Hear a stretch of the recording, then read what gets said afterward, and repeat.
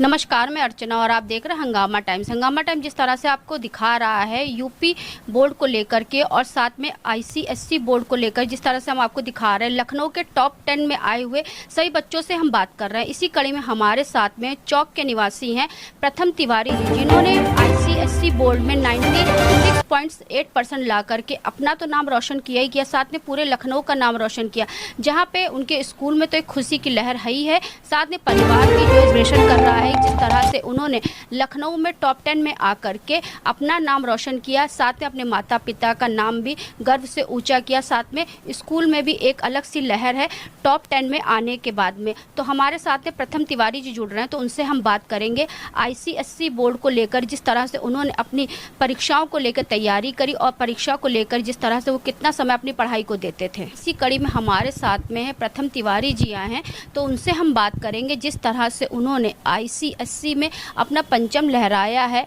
96% से ज़्यादा ला करके उन्होंने माता पिता और साथ में अपने परिवारजन का जो है नाम गर्व से ऊंचा किया है। तो उनसे हम बात करेंगे कि उनकी मेहनत को लेकर के वो क्या कहना चाहेंगे। आपका बहुत बहुत स्वागत है जी, थैंक यू। क्या कहना चाहेंगे बेटा, क्या कितनी पढ़ाई आपने जो करी और कितना समय दिया अपनी पढ़ाई के लिए? एक्चुअली मैंने 9th में ही एनसीसी ली थी, तो उसके पहले 10th से पहले ये सोचा था कि कैसे बैलेंस होगा ये वो। लेकिन फिर जैसे ही 10th में आए फिर थोड़ा समझ में आया कि हाँ we can balance it. NCC के लिए थोड़ा टाइम दे दिया, रात शाम को जैसे शाम को 6-7 बजे के बाद से तो सिर्फ पढ़ाई हो गई है ना, और कुछ जैसे खाना पीना भी कर लिया, फिर रेस्ट भी कर लिया, तो वो बैलेंस हो जाता है अपने आप। बस थोड़ा सा फिगर आउट करना पड़ता है, टाइम लगता है पहले के 1-2 महीने में कि कैसे बैलेंस करेंगे, लेकिन एक बार जब सेट हो जाता है तो फिर वो इजी हो जाता है उसी चीज़ को फॉलो करना। पढ़ाई में कितना समय देते थे आप अपने? हम जनरली 6 से 7 घंटा दिन में। एग्जाम के पहले कितना समय देते थे, एग्जाम के बाद में?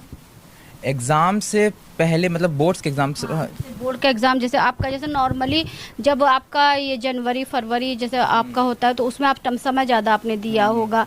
उसके पहले जब आपका जून जुलाई अगस्त सितंबर अक्टूबर जो आपका चल रहा होगा, नॉर्मली क्लासेस चल रही, जैसे जैसे एग्ज़ाम पास आता जाता है प्रेशर बढ़ता चला जाता है, तो एग्ज़ाम से पहले कितना समय देते थे और एग्ज़ाम आने के बाद में कितना समय देते थे? वही एग्ज़ाम जैसे जुलाई अगस्त सितंबर ये सब आया तो उसमें 6 से 7 घंटा, लेकिन जैसे ही दिसंबर के पास आने लग गए उस समय समझ आ गया कि हाँ इस समय थोड़ा पीक टाइम है, तो फिर उसको एक्सटेंड करके 9 घंटा कर लिया, 10 घंटा कर लिया। छोटी छोटी जगह से टाइम निकाला कि यहाँ ना टाइम वेस्ट हो जाए, जैसे कहीं गए घूमने, जैसे मतलब पार्टी हो गई कहीं तो गए, लेकिन बोला जल्दी हमें जाने दो, हम घर पहुँच जाएँ जल्दी से, आप लोग आराम से आते रहिएगा।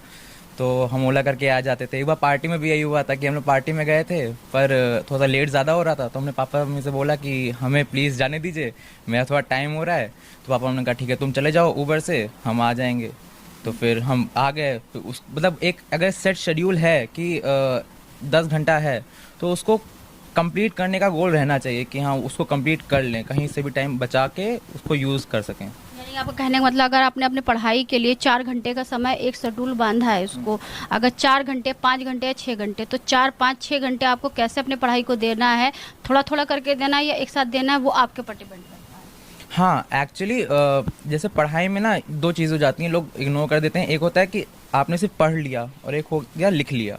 तो जब इंसान पढ़ लेता है और सिर्फ पढ़ता चला जाता है ना तो फिर वो उतना स्टोर नहीं हो पाता, पर एक बार पढ़ने के बाद वो लिखना वो बहुत इंपॉर्टेंट हो जाता है।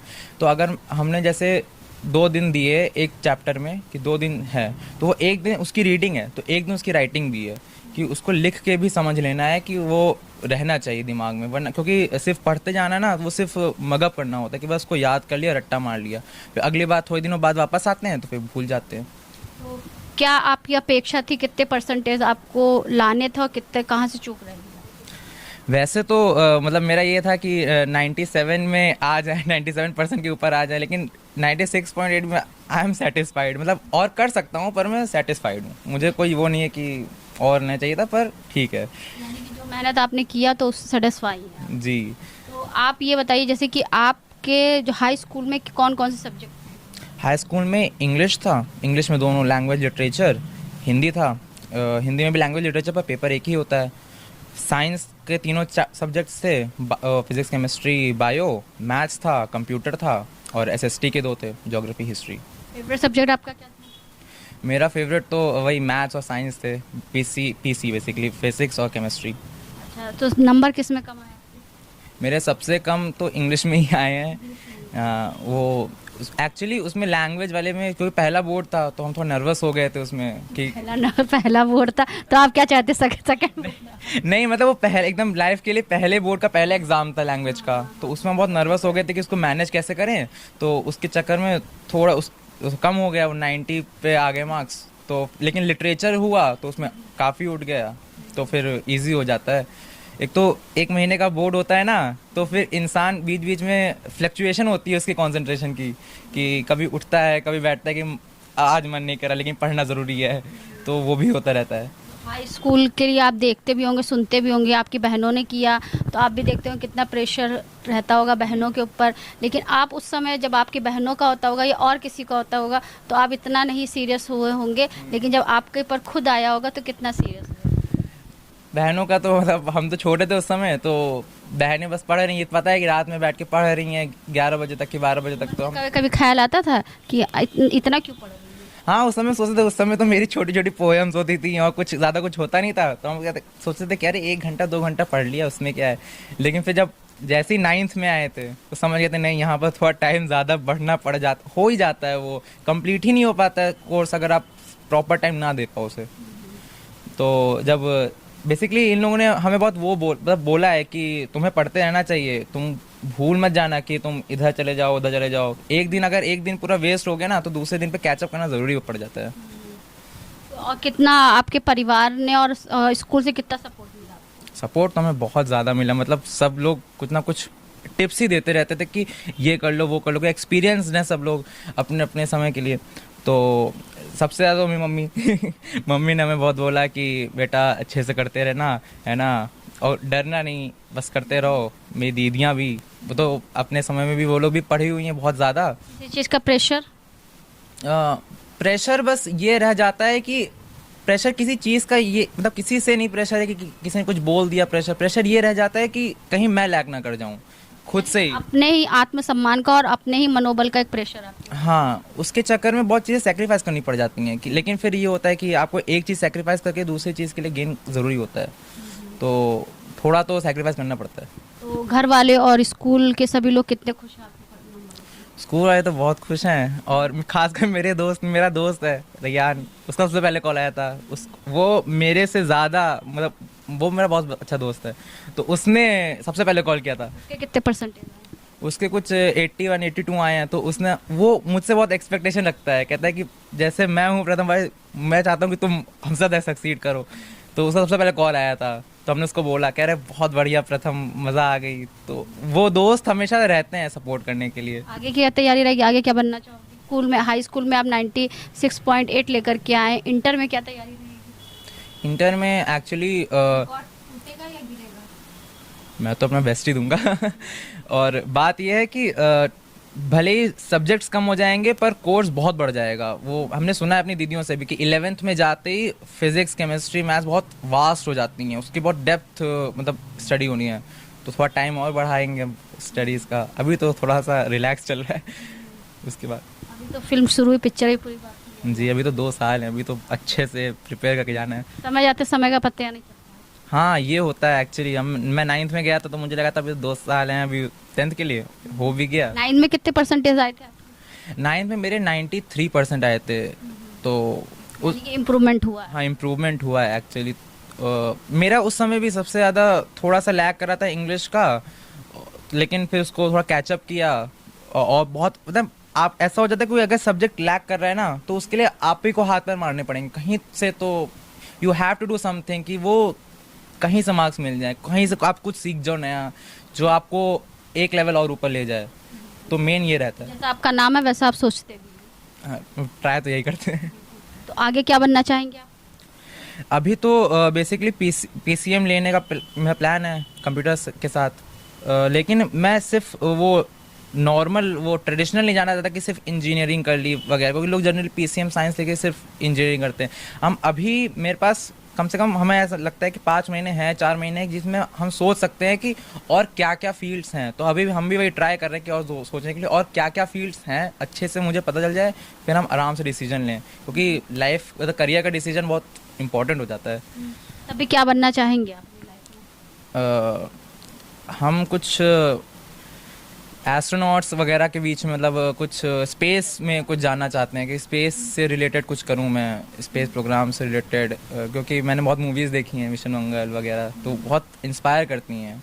इसरो के लिए कुछ करना चाहूँगा, बेसिकली कंट्री के लिए, तो स्पेस के लिए मैं कुछ करूँगा। तो अपने पेरेंट्स के लिए और स्कूल के लिए क्या कहना चाहेंगे? बेसिकली ये कहूँगा कि पेरेंट्स सपोर्टिव रहें तो चीज़ें हो जाती हैं, और अगर आपको लगता है कि कहीं कुछ मतलब पेरेंट्स की तरफ से सपोर्ट लैक कर रहा है तो आप स्कूल की तरफ देखिए। आपके पास 2 घर हैं, कहते हैं ना school is the second temple या फर्स्ट टेम्पल ऐसे करके, तो आपके पास 2 ऑप्शन है, आप किसी एक की तरफ से आप अपना सपोर्ट ढूंढिए, और कोई आपको सपोर्टिव मिल जाए तो उसका साथ ना छोड़िए, क्योंकि वो सपोर्ट आपको मोरली बूस्ट कर देता है कि अगर आपका जब लो पॉइंट चलता है तो आपको सपोर्ट करके आपको वापस उठा देगा कि हाँ you can do it. Favourite subject आपका क्या है? बताया तो फिजिक्स, केमिस्ट्री है और मैथ्स है। तो प्रथम तिवारी जी की माता जी सपना तिवारी जी हमारे साथ में है, तो मैम क्या कहना चाहेंगी बेटी की सफलता पर? हम तो बहुत खुश हैं। इतना लेके मेहनत कराया इसने, तो हम तो बहुत खुश हैं इनकी सफलता। उम्मीद से ज़्यादा है कि उम्मीद पे खरा उतरा? उम्मीद पे तो खरा उतरा है, लेकिन माँ बाप की इच्छाएं और बढ़ती रहती हैं। कहीं और अच्छा आ सकता था, लेकिन इतने में हम बहुत खुश हैं। तो सर आप क्या कहना चाहेंगे? भाई मैं तो बहुत खुश हूँ, और इनकी पढ़ाई को लेकर के एक टेंशन थी, क्योंकि इनको देखते थे कि बहुत ज़्यादा ये थोड़ी थोड़ी बातों को टेंशन लेते हैं, तो ये सोच रहे थे भाई कैसा इनका हाई स्कूल का पेपर हो रहा, कैसे ये कर रहे हैं, लेकिन फिर भी बहुत अच्छा रिजल्ट इन्होंने दिया, और इनसे मैं बहुत खुश हूँ। तो आगे चल कर के बच्चे के लिए क्या कहना चाहेंगे, और बच्चे को किस मुकाम तक पहुंचाने के लिए और क्या सपने देखे? देखिए मैं तो तीनों बच्चों को बराबर पढ़ा रहा हूँ, और तीनों के लिए पूरी मेहनत करने के तैयार हूँ। अब इन लोगों को क्या करना है आगे, ये अपना डिसीजन खुद ले रहे हैं और मेहनत कर रहे हैं, और पढ़ाना मेरा काम है, और मेहनत करके आगे नहीं। आप लोगों को कोई प्रेशर नहीं है कि आप लोग इस फील्ड में जाइए या इस फील्ड इंजीनियरिंग करिए या गवर्नमेंट? ऐसा कोई प्रेशर नहीं है, क्योंकि बच्चों को प्रेशर करने का मतलब है कि अनसक्सेस। बच्चों पे कभी प्रेशर नहीं करना चाहिए कि वो क्या करें, उनकी जो इच्छा हो वो करें, उनकी जो मन में कहे कि ये मैं करना चाहता हूँ, मैं IAS बनना चाहता हूँ, मैं इंजीनियरिंग बनना चाहता हूँ, मैं CA बनना चाहता हूँ, जिसकी जो मर्जी वो करे, कोई प्रेशर नहीं, सपोर्ट मेरा पूरा। और स्कूल का कितना सपोर्ट रहा? स्कूल का पूरा सपोर्ट रहा है, सारे टीचरों का बहुत सपोर्ट रहा है, और यहाँ तक का कोई दिक्कत भी होती थी तो बेचारे फ़ोन करके हमको तुरंत बताते थे। तो ये थे हमारे साथ प्रथम तिवारी, जिन्होंने लखनऊ में अपना तो नाम रोशन किया या साथ में अपने इस परिवारजन का और अपने स्कूल का भी नाम रोशन किया।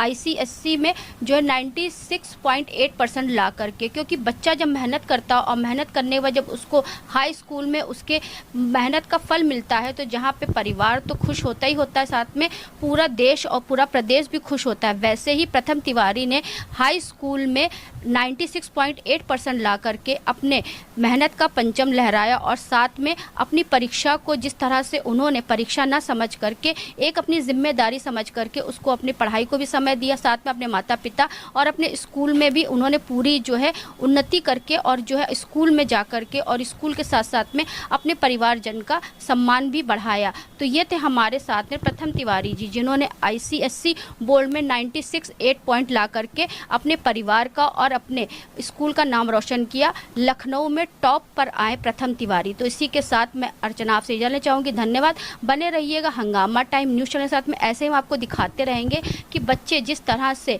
पढ़ रहे हैं और आगे बढ़ रहे हैं, अपना नाम रोशन कर रहे हैं, साथ साथ में देश प्रदेश का भी नाम रोशन कर रहे हैं। हंगामा टाइम्स की तमाम खबरों को देखने के लिए हंगामा टाइम्स को सब्सक्राइब कर लीजिए और बेल आइकन दबा लीजिए। अगर आपको ये वीडियो अच्छा लगा हो तो लाइक बटन प्रेस कर अपनी प्रतिक्रिया हमारे कमेंट बॉक्स में देना मत भूलें।